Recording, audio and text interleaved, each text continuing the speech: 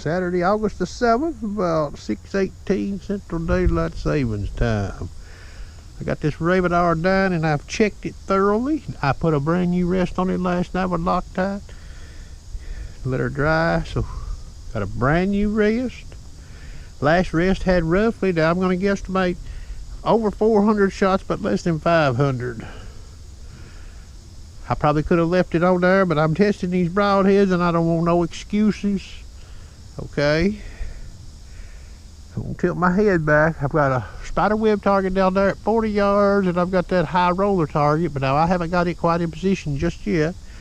I'm gonna sight this bow at 40 yards since I changed the rest. And when I get done doing that, we are gonna shoot a couple of these SEVR broadheads. Okay, and we may even shoot one of these without the practice thing in it. Just let her. Well, I am going to shoot one that's got this two with these set screws in them. Two. We're going to shoot this Rage no collar. But now I've got the O-ring on it, so it lines up with my cock beam. Okay. And we're going to shoot the Thorn. Now, we may back this target up farther than 40 yards and shoot a few of these depending on the results we get. If I can't get one close to the dot on that target at 40, I sure don't want to be shooting it at 60. Okay, bolt number 90 is what's going to be used today. It's never been fired.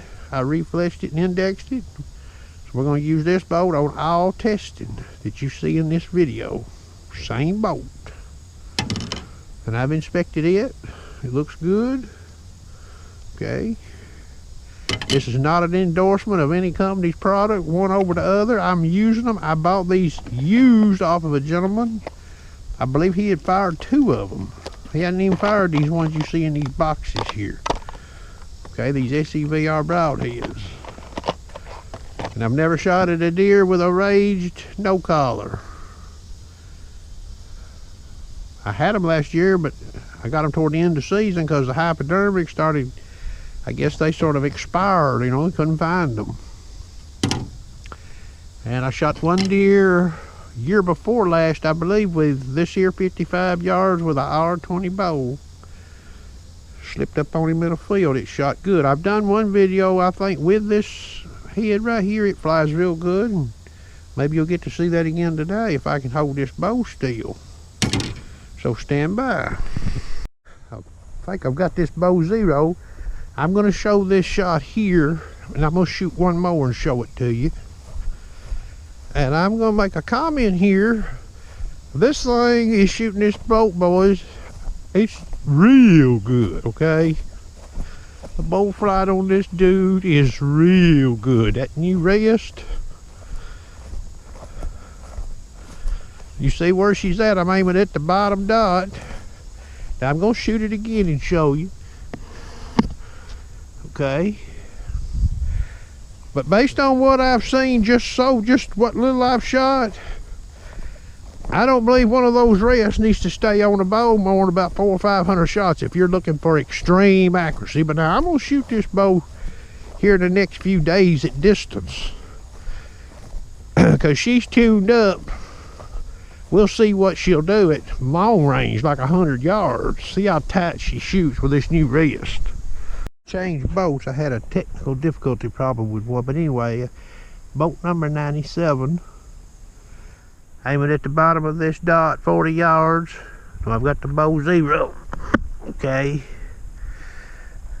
So what I'm gonna do is set this over here, 40 yards. And I'm gonna be aiming at the bottom of that dot on that high roller target right there with this SEVR broadhead. Here's never been shot. I put the set screw in it, keeps the blades from opening. The little O-ring is still on it, and she's going on bolt 97, and we're fixing to fire this thing, aiming at the bottom edge of that single die on that high roller target from 40 yards laser. Stand by. Here, now, when that broadhead was screwed in, the blades was laying like this, okay, in the bow. You see where she's hid here, okay? I'm a holding right here, Okay. There's the head. Now it's got this extra roughly 3 grains of weight in it. I would expect it to track just a little low versus that field point I'm using. So what I'm going to do now is I'm going to screw another one on and fire it. Different one. The second one is down there with a set screw in it, and the blades in it, instead of laying like this, they were cocked up like this when it was in the bow, when it was tied.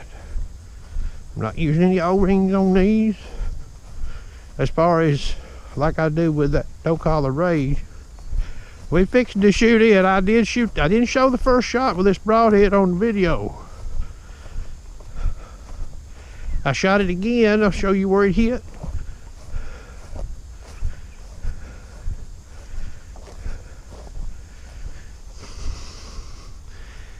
Okay.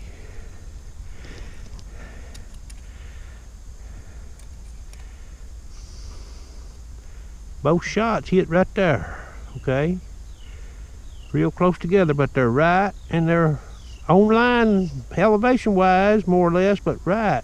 Looks like about 2 inches at 40 yards. Okay, so what I'm going to do now is I'm going to put that raised no collar in there, using the O-ring, and turn the blades up where they'll go through my rollers, and we're going to fire it and see where she hits.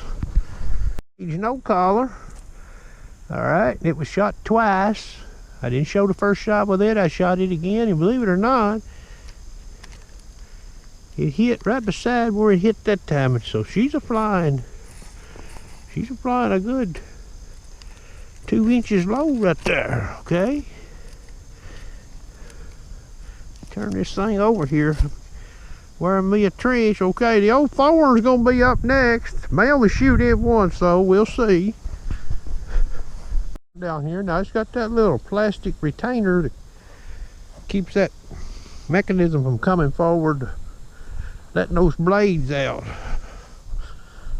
And it went down here just like it had eyes, boys. Okay, I've never seen these shoot bad. I ain't shot a bunch of them, but I know one thing. If I was going to be a plugging 50-yard deer with a Ravin bow, and I didn't have a Ravin press, that would be the one to have right there. Okay, because if you miss the deer with this, it's because you missed. It ain't no broadhead flight. I think this is what I'm going to actually start shooting more of.